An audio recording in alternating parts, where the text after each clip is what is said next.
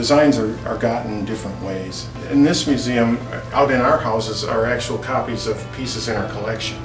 Some are not, but many of them are. That's actually quite easy. You just get the piece and you take the measurements directly off it and reproduce it. Other pieces, there's some seating furniture and a couple of beds out there that were taken out of publications, and I just needed the photograph and the general dimensions, and then you follow what you see and reproduce it. Other things like the printing press, I had to travel to Vincennes, Indiana and make measured drawings of an existing ramage press. They look identical in gross inspection, but when you actually get down to measuring, there are considerable differences.